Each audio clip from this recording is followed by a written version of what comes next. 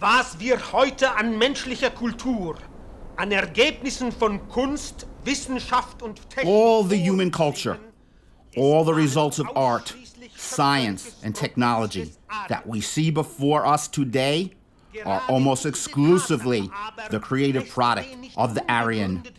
This very fact admits of the not unfounded inference that he alone was the founder of all higher humanity, therefore representing the prototype of all that we understand by the word man. Ist der Prometheus der Menschheit. The Aryan is the Prometheus of mankind.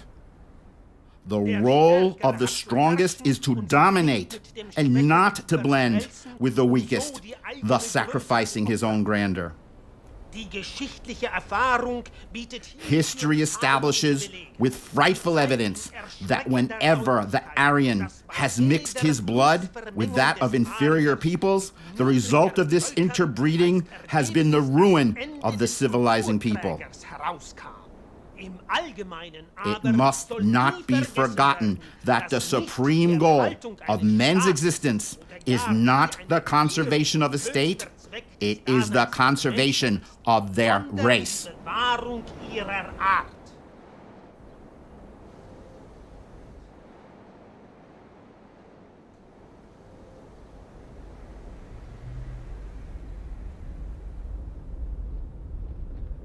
When Adolf Hitler became Chancellor of Germany in 1933, his book Mein Kampf, My Combat, became the political horizon of the Third Reich. The racist ideas expressed in this book were quickly transformed into a series of concrete measures obsessively applied at every level of the state. Intellectuals, scientists, and most particularly the medical profession played a decisive role in the Nazi racial policy. From the beginning, the doctors were at the service of racial purification. Starting in 1937 with the sterilization of half-caste children known as the Bastards of Rhineland, and then in 1938 and 39 with Operation T4, the selection and mass murder of several tens of thousands of the mentally ill. Later, the doctors did not hesitate to use prisoners in several concentration camps as guinea pigs. In Sachsenhausen, Dachau, Buchenwald, Struthof-Natzwiller, Neuengamme, Ravensbrück, to mention only these camps, medical experiments for essentially military purposes were performed in vivo, meaning on living prisoners. At the summit of this policy of dehumanization, Auschwitz.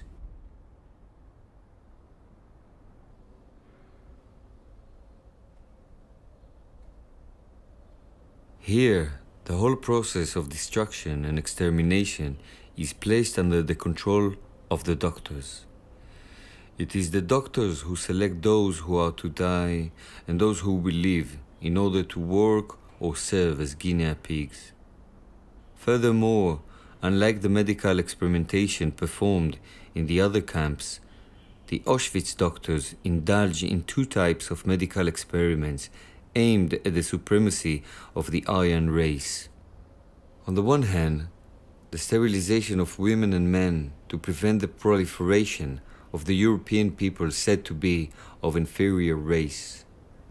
And on the other hand, with Dr. Mengele and his experiments on twins, they tried to penetrate the secrets of genetics in order to multiply the Aryan race.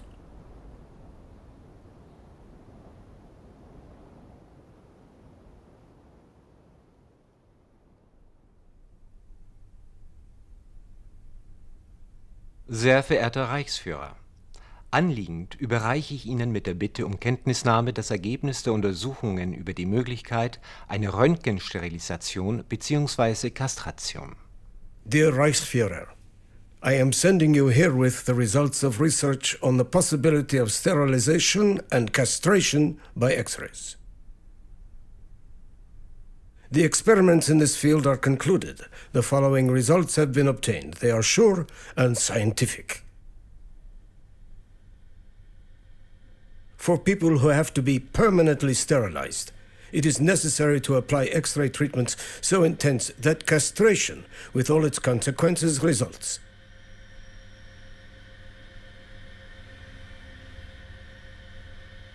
In fact, the strong doses of X-rays destroy the internal secretions of the ovaries and the testicles alike. Weaker doses would only suspend sexual potency temporarily. The dosage can be obtained in several ways, and the treatment carried out without the subject being aware of it.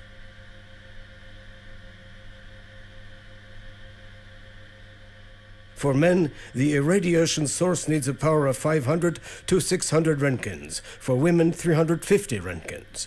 In principle, with maximum intensity and a minimum breadth of the filter, 2 minutes of exposure for men and 3 minutes for women should be sufficient.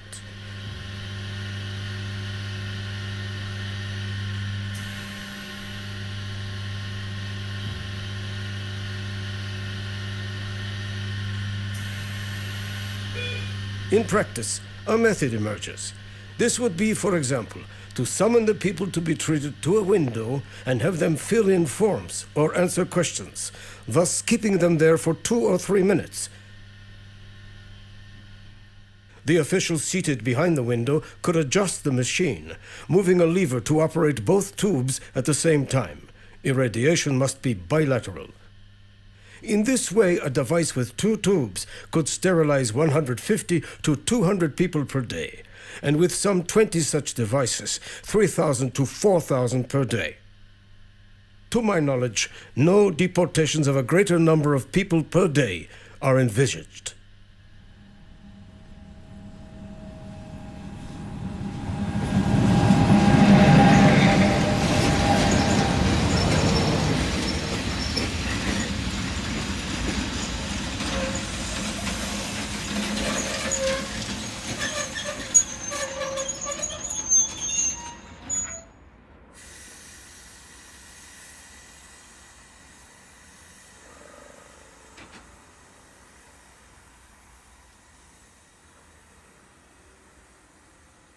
I was a prisoner for a year, that is to say from the 2nd of August 1943 in Block 10 at Auschwitz. The only women's block isolated in the middle of the men's camp.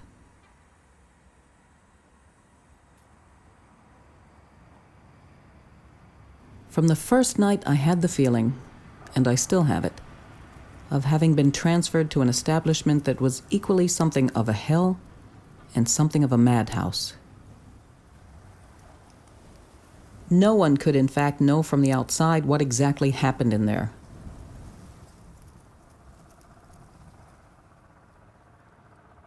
The windows were boarded up with nailed planks so that it was impossible to communicate with the outside, and especially with the male prisoners.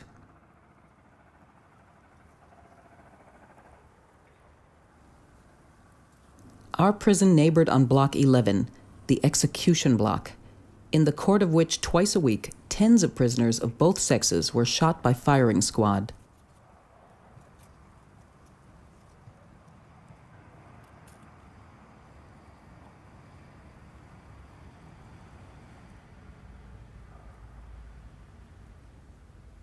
We were shut inside 2 large rooms where 400 women packed in 3-tiered beds were vegetating rather than living.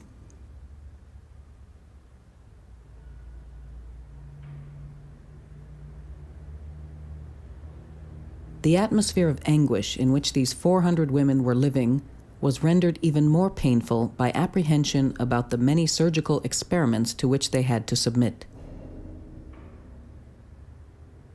From March to July 1943, the block held up to 500 guinea pigs, all Jewish women of diverse nationalities: French, Belgian, Greek, Slovakian, Dutch, etc. The convoys were generally selected at once by the SS doctors as the prisoners got off the train, and the chosen victims directed to the block in question. Depending on their type of experiments, these gentlemen did their shopping. Some needed married women, others young girls. The third group a mixture of all categories.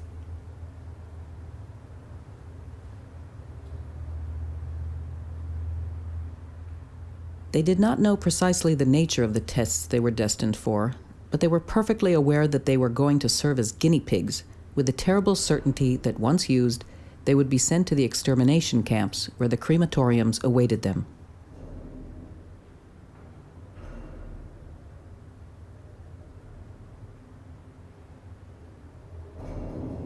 There existed, in fact, in Block 10 some teams of scientists. The main ones were those of Professor Schumann, Professors Klauberg and Goebel, Doctors Wirtz and Weber, to cite only those I was able to see at close hand. One of the most lamentable experiments was sterilization by X-rays.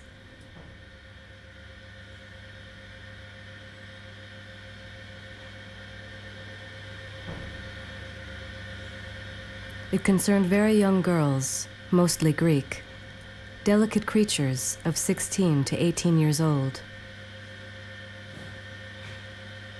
The operation was not done in Block 10 itself. They were taken to the women's camp in Birkenau, where the necessary machines were.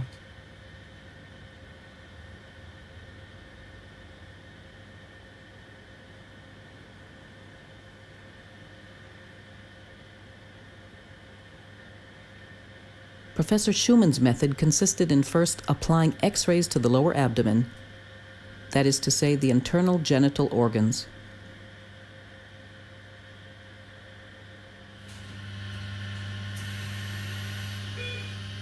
After some of these applications, an ovariectomy was practiced, sometimes bilateral, sometimes unilateral. In the latter case, the second ovary was removed by another laparotomy sometime later.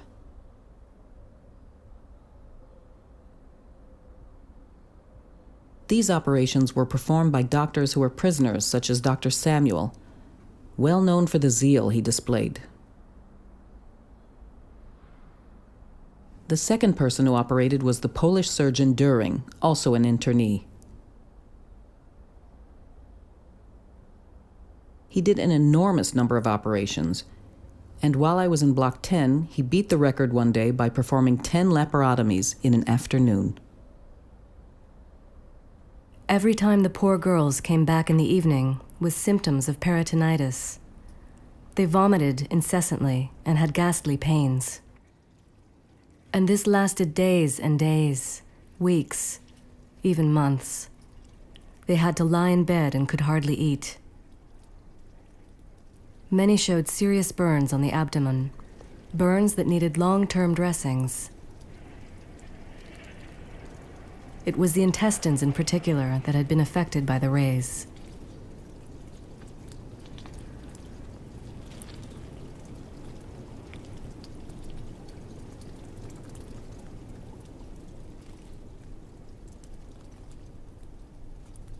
There were deaths. There were complications. Pleurisy, prolonged, endless amounts of pus.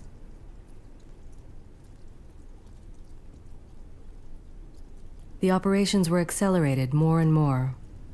The parts removed, placed in recipients with formalin. They were taken away by the SS doctor and never heard of again.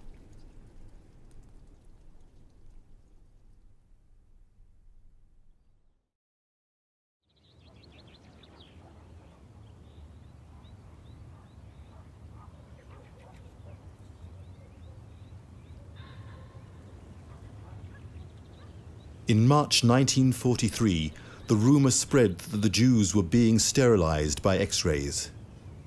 I did not want to believe such atrocities,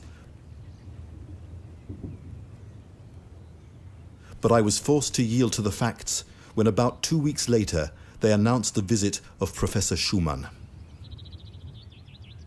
I personally had the exceptional honor of being presented to him, and he told me that he wished to put in our department in Block 12 40 prisoners being treated under him without telling us what it was about.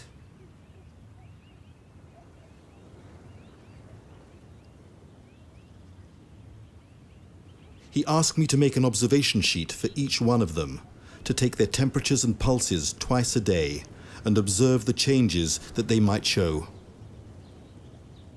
I observed only a slight rash on the scrotum. These prisoners told me they had been taken to the women's camp. There, their testicles had been exposed to a machine through which an electric current was passed. From the description, one recognized an X-ray machine.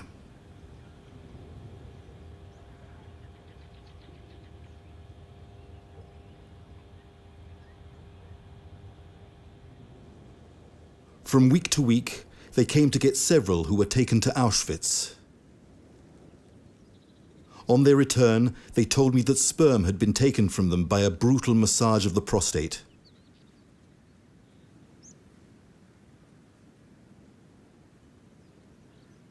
Two months later, they were taken back to the Auschwitz camp, and when they returned, after 1 or 2 weeks, they told me that one testicle had been removed.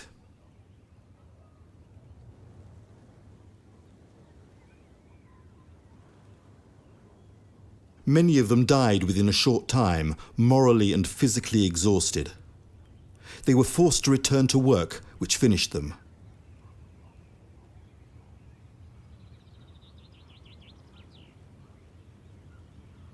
Those who survived were taken back 2 months later to Auschwitz for the second testicle to be removed.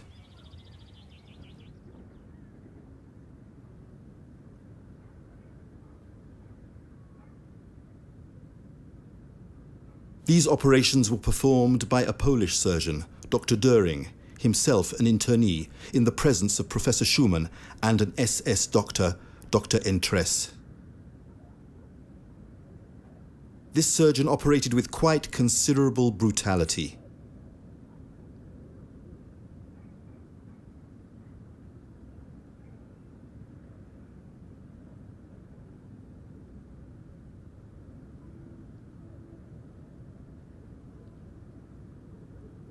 The patients received a hasty local anesthetic. Their screams were terrible to hear. Often both testicles were removed at once.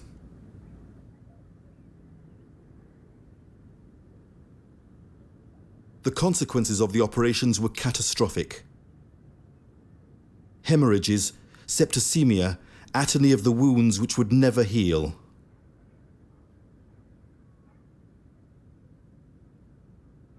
Many of these guinea pigs died quickly from the after effects of the surgery.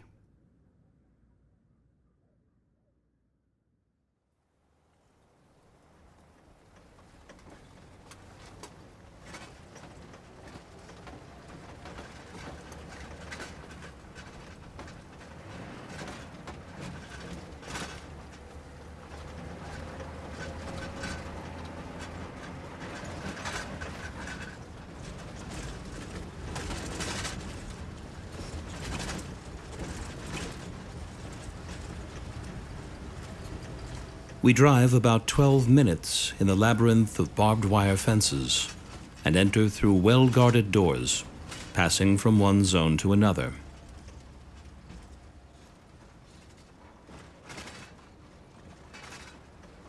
Only now do I realize the immense extent of the Konzentrationslager. Few are those who have the possibility of seeing this, for most die at the very place they have been directed to on their arrival.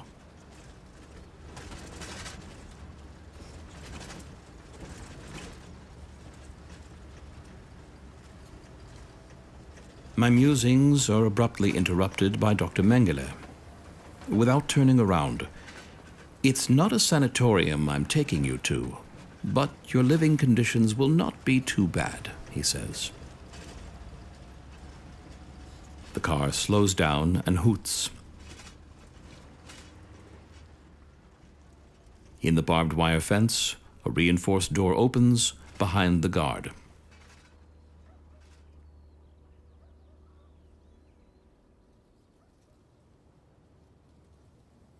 We enter, and in front of us is a spacious courtyard, clean and covered with green grass. Gravel paths and the shade of fir trees would make it almost pleasant if there were not on the far side of the yard a large red brick building and the huge chimney belching out fire.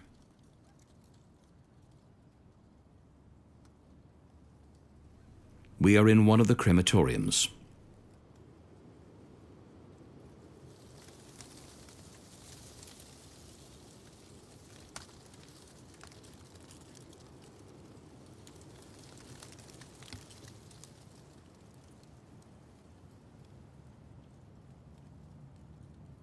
Is the room ready? Dr. Mengele asks the SS guard who accompanies us. The latter answers in the affirmative, and we go there at once. He enters. I follow him. We are in a place that has been freshly whitewashed. The men of the Sonderkommando have painted this room and furnished it with objects left behind by previous convoys. From here, we follow a dark corridor to another room.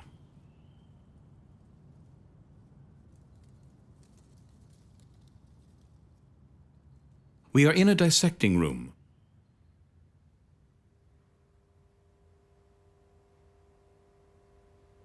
Very light, with 2 windows and the most modern type of equipment. The floor is of red concrete. In the middle of the room, on a concrete base, stands a polished marble dissecting table, equipped with several drains. By the table is installed a water basin with nickel-plated taps. On the wall, 3 porcelain sinks. The light green walls have been painted with oil-based paint. The large mesh-covered windows are fitted with green metal screens against flies and mosquitoes. We leave the dissecting room and go into the next one. This is the workroom. It contains antique-style furniture and paintings. In the middle of the room, a large table covered with green fabric. All around, comfortable armchairs. I count 3 microscopes on the table. In a corner, a large bookcase full of medical books, including the most recent editions. Another cupboard contains white coats, aprons, towels, and rubber gloves. All in all, it's an exact copy of the Anatomopathology Institute of a big modern city.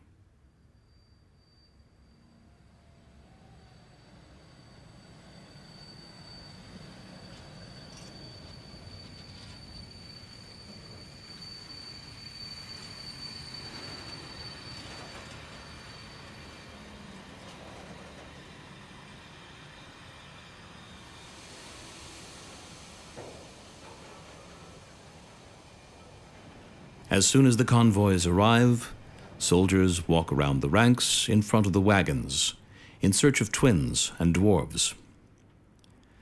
The mothers hope for preferential treatment and willingly hand over their twin children.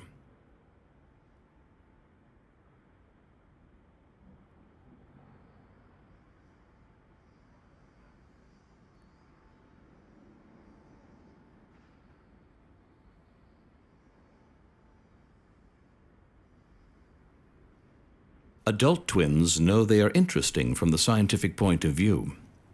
Hoping for better conditions, they come forward voluntarily. It is the same for dwarves.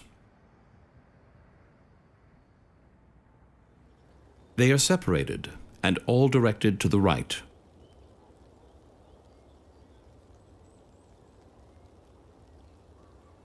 They are left with their civilian clothes.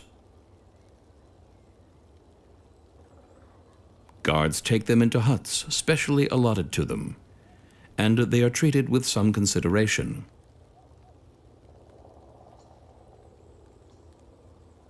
The food is good, the bunks comfortable.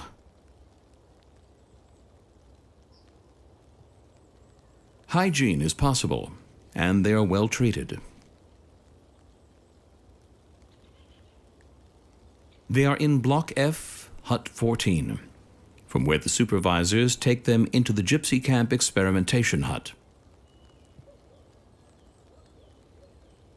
This is where they undergo all the medical examinations that can be practiced on the living.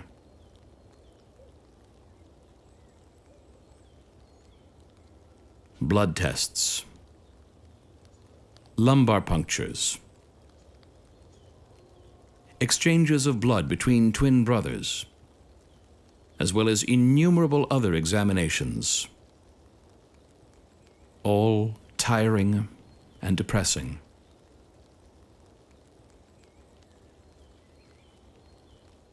Dina, the painter from Prague, does the comparative drawings of the skulls, ear speculums, noses, mouths, hands, and feet of twins.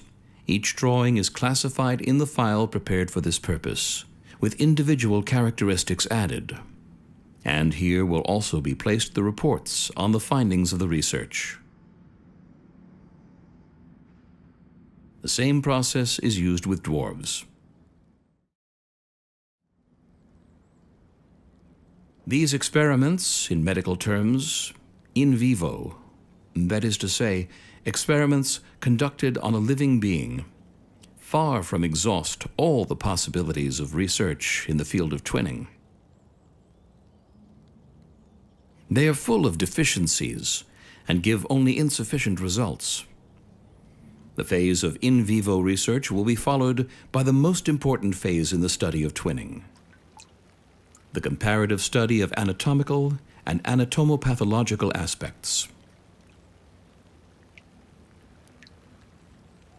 The subject here is the comparison between healthy organs and organs that function abnormally, or twins' diseases. For this study, as for all studies of anatomopathology, corpses are required.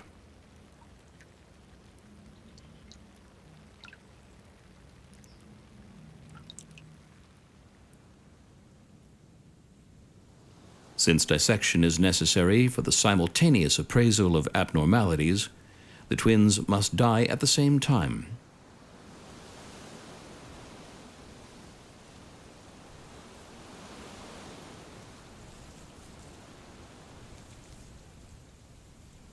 Thus, they die in one of the Konzentrationslager's huts at Auschwitz, in quarter B3, and by the hand of Dr. Mengele.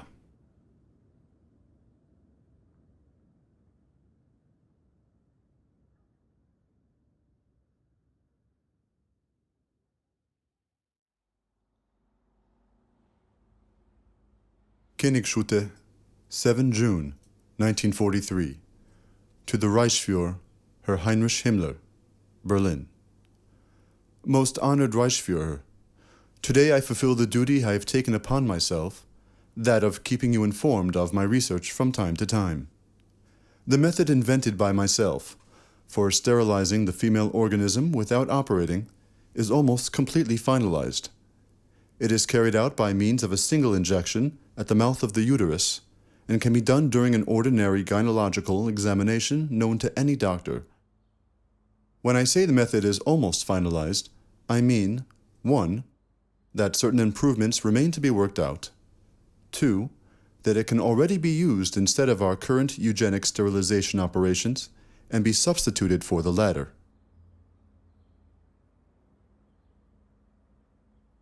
Concerning the question you asked me nearly a year ago, namely what would be the length of time necessary for the sterilization of about 1,000 women in this way, I can reply approximately today. A practiced doctor with the necessary installation and about 10 assistants, the number of these depending on the acceleration desired, will in all probability be able to sterilize several hundred, if not 1,000 women per day.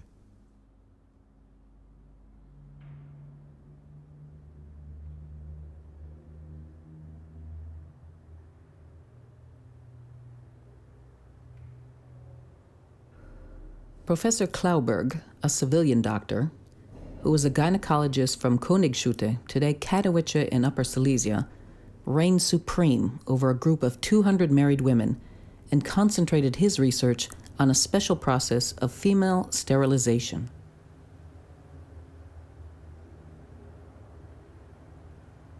Aided by his health assistant SS Oberscharführer Biening, and later by his collaborator Dr. Goebel, a civilian, he injected an opaque liquid, the composition of which I don't exactly know, into the uterus of these women in order to seal up the tubes.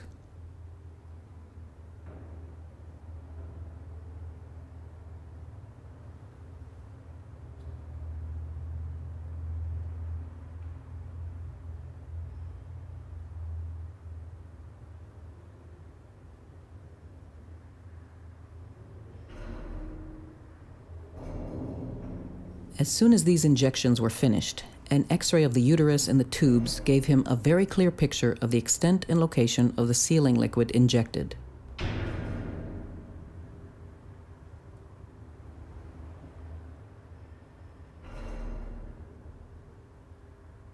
Some suffered horribly, others less, but they all feared these sessions tremendously.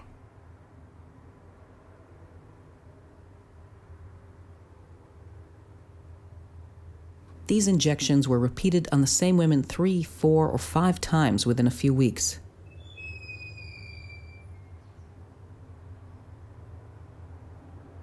They were most often followed by peritoneal reactions, fever, vomiting, etc.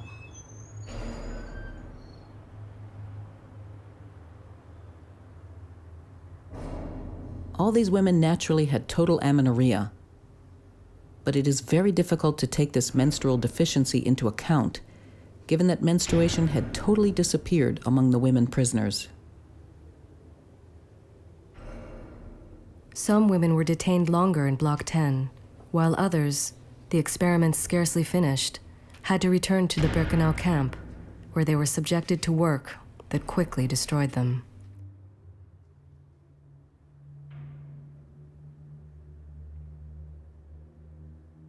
Many women prisoners felt in a way more protected from this horrible prospect by remaining in Block 10.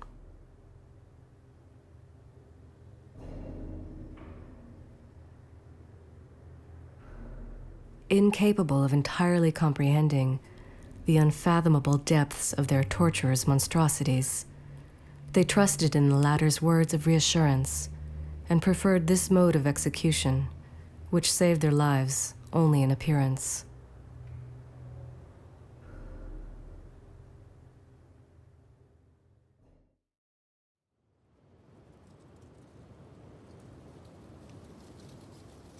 The head capo of the Sonderkommando comes to see me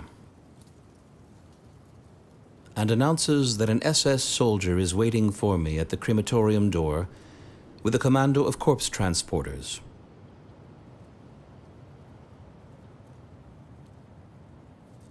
I go to find them. They are forbidden to enter the yard. I take the documents regarding these corpses from the hands of the SS. The commando, composed of women, lays the covered stretcher in front of me. I lift the blanket. It conceals 2 little twin brothers, 2 years old.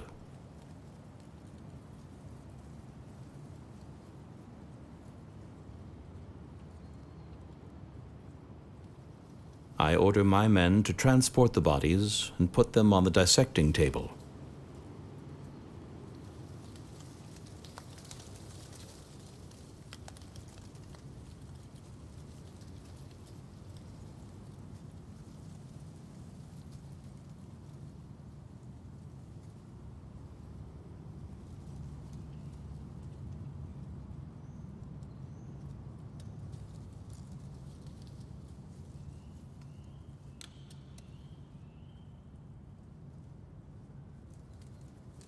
I open the file and leaf through it. Exhaustive clinical tests, together with X-ray photos, descriptions, and artists' drawings, note from the scientific point of view diverse aspects of the twinning of the two little beings.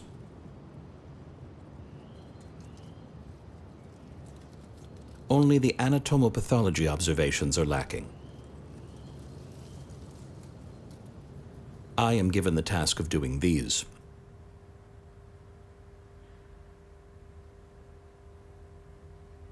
The two little twins died at the same time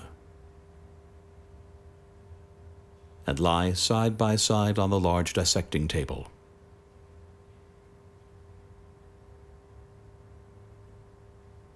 It is they who, by their death, with their small bodies offered up for dissection, are to solve the mystery of the multiplication of the race.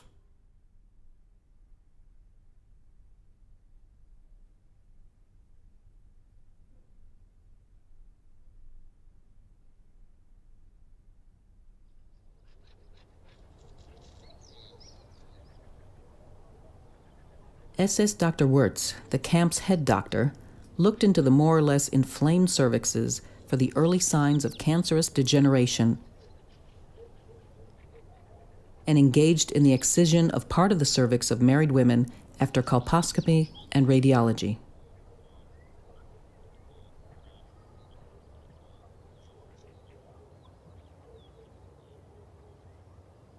The examination was first done in the natural state. Then reactants such as acetic acid and an iodized compound were applied by palpation on the vaginal portion of the cervix.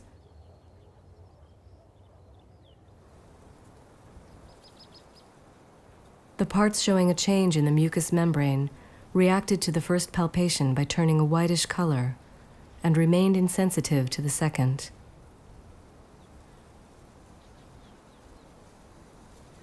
If the cases were doubtful, one had to act as with confirmed cases.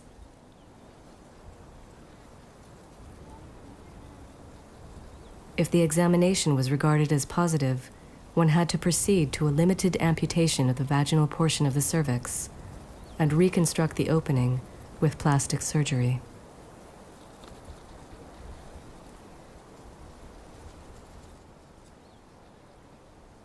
The parts were sent to a laboratory in Munich. These operations were performed under narcosis by Evipan and were most frequently followed by serious hemorrhages due to the flawed technique.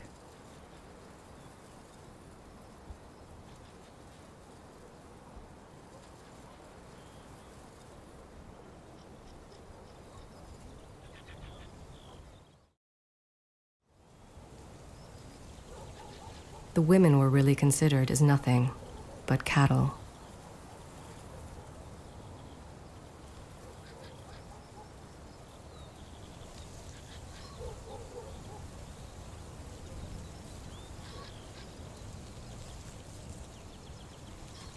When the camp of Auschwitz was liberated by the Russian armies, Captain Kunin, head of the interpreting service, gave me the job of translating into Russian 5 letters found in a cellar among archives.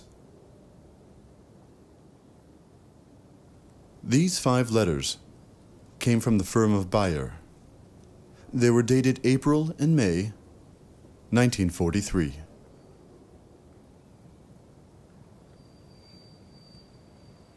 First letter. With a view to experimenting a soporific, would it be possible for you to place at our disposal a few women, and under what conditions? All the formalities regarding the transfer of these women will be carried out by us. Second letter. We acknowledge receipt of your letter. Considering the price of 200 marks excessive, we offer 170 marks per subject. We would need 150 women.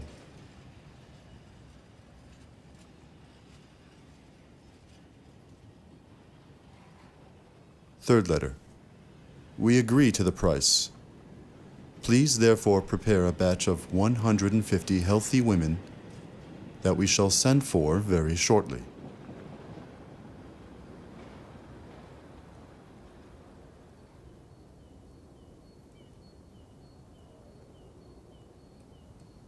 Fourth letter.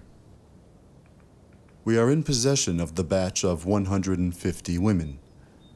Your choice is satisfactory, although the subjects have become very thin and weak. We will keep you informed of the results of the experiments.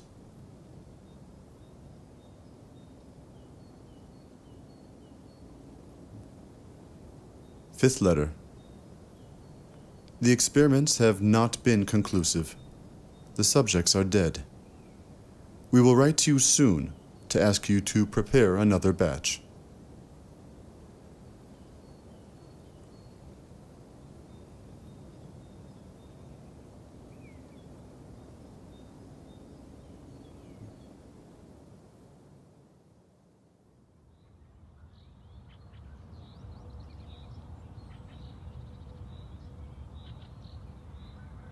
Dr. Mengele stands at my side for hours, amid the microscopes, sterilizers, and test tubes.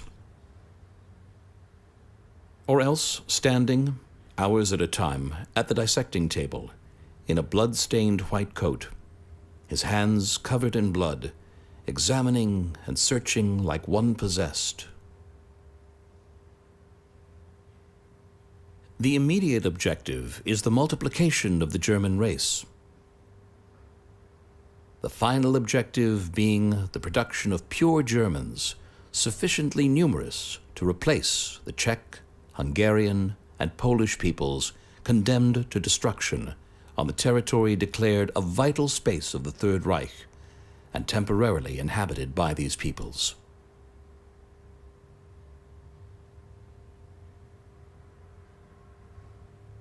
I finish dissecting the little twins and write up a dissection report according to the rules.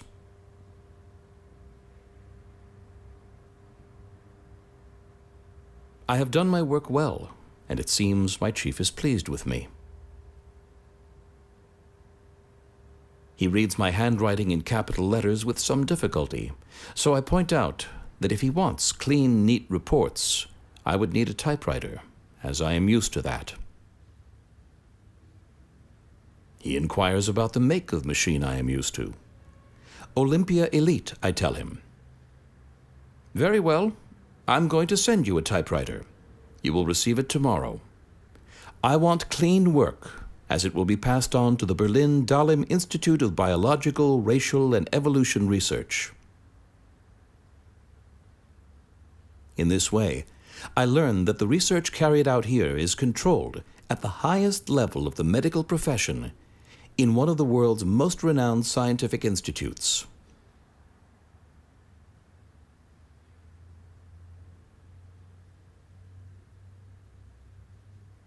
The parts that might interest the Berlin Dahlem Institute of Anthropology have to be preserved in alcohol.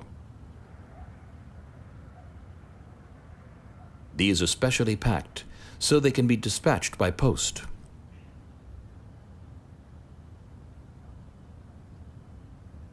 Stamped war material, urgent.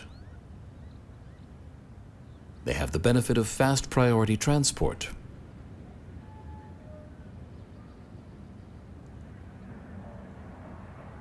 During my activity at the crematorium, I dispatched an impressive number of similar parcels. I received, in reply, precise scientific observations or else instructions.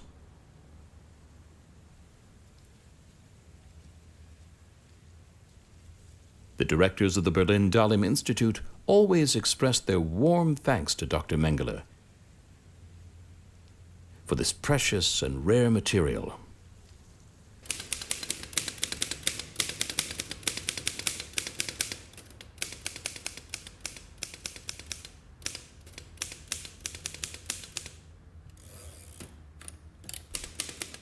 My assistant, Dr. Mengele, Doctor of Medicine and PhD, holds the position of Hauptsturmführer and also of camp doctor in the Auschwitz concentration camp. With the authorization of the Reichsführer SS, are carried out on the most varied racial groups in this concentration camp. The blood samples are sent to my laboratory for analysis.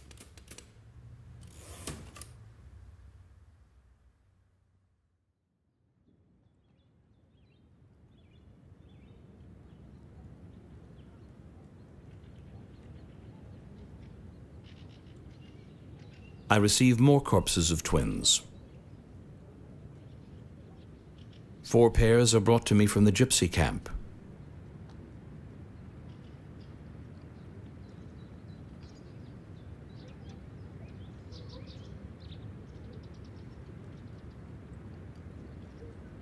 They are twins under 10 years old.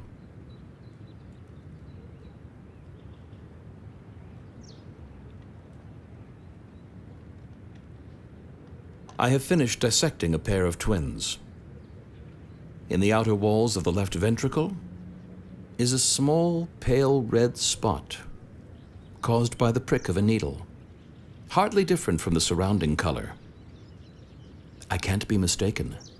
The prick has been done with a very fine needle.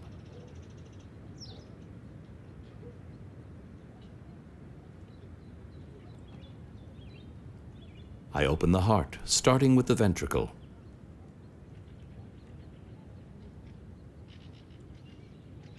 Usually, the blood in the left ventricle is removed with a spoon and weighed. This procedure cannot be applied here, as the blood has coagulated into a compact mass. I stir the clot with the forceps and lift it to my nose to smell it. I am struck by the characteristic odor of chloroform.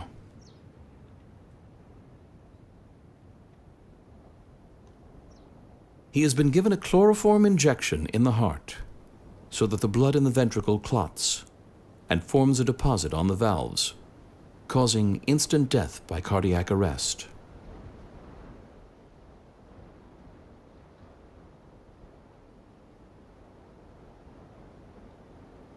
My knees shake, for I have discovered the most monstrous secret of the medical science of the Third Reich.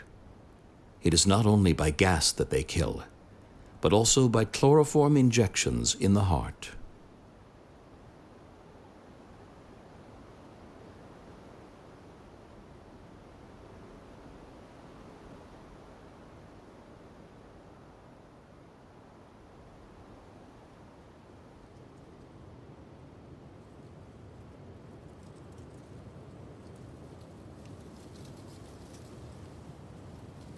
Scarcely a few days ago, I was sitting with the Obersturmführer Dr. Mengele in the workroom near the table. We were leafing through the files already made on the twins, when on the light blue cover of a file, he noticed a pale spot of grease. During dissections, I often handle files, and this is how it came to be stained with a little grease. Dr. Mengele gave me a disapproving look and said, in the most serious tone, "How can you act in such a careless way with these files that I have gathered with so much love?"